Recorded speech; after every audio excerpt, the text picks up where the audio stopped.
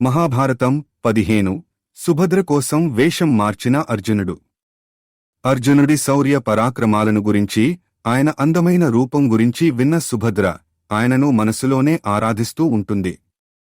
పెళ్లంటూ చేసుకుంటే ఆయననే చేసుకోవాలనే గట్టి పట్టుదలతో ఉంటుంది. అయితే బలరాముడు మాత్రం ఆమెను దుర్యోధనుడికి ఇచ్చి వివాహం చేయాలనే పట్టుదలతో ఉంటాడు.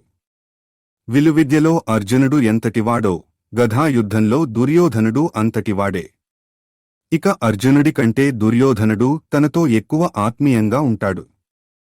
అందువలన సుభద్రను దుర్యోధనుడికి ఇచ్చి వివాహం చేయడమే సరైనదనే నిర్ణయానికి వస్తాడు. శ్రీకృష్ణుడికి మాట మాత్రంగా ఆ విషయం చెప్పేసి అందుకు సంబంధించిన సన్నాహాలు మొదలు పెడతాడు. సుభద్ర మనసులో అర్జునుడు ఉన్నాడనే విషయం కృష్ణుడికి తెలిసిపోతుంది. బలరాముడికి చెప్పినా ఆయన తన ప్రయత్నాలను మానుకోడనే విషయం అర్థమవుతుంది. అందువలన ముందుగా ఆయన సుభద్రకు ధైర్యం చెప్పి అర్జునుడి కోసం వెడతాడు. యతి వేషంలోని అర్జునుడిని చూసి ఆయన చురుకుదనాన్ని అభినందిస్తాడు. తను అర్జునుడినని తెలిస్తే బలరాముడు సహించడని తెలిసి యతివేషంలో అత్యంత జాగ్రత్తగా అర్జునుడు మసలుకుంటూ ఉంటాడు. యతివేషంలో ఉన్న అర్జునుడు రేవత వనంలో విడిది చేస్తాడు. బలరాముడు తన పరివారంతో వచ్చి ఆయన దర్శనం చేసుకుంటాడు. రేవతవనంలో తాను చాతుర్మాస్య దీక్షకు స్వీకరించనున్నట్టు యతి చెప్పడంతో అందుకు ఎలాంటి ఆటంకం రాకుండా చూసుకుంటానని బలరాముడు మాట ఇస్తాడు. తన మందిరానికి తీసుకెళ్లి మరీ పాదపూజ చేస్తాడు.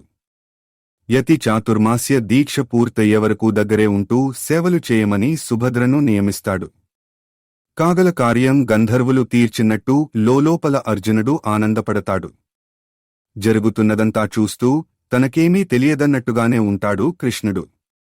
తండ్రి తనకి అప్పగించినట్టుగానే యతి వేషంలో ఉన్న అర్జునుడి పూజకు కావాల్సిన ఏర్పాట్లు చేస్తూ ఆయన సేవలోనే సుభద్ర ఉంటుంది. ఒకరోజున బలరాముడు తన మనసులోని మాటను యతికి చెబుతాడు.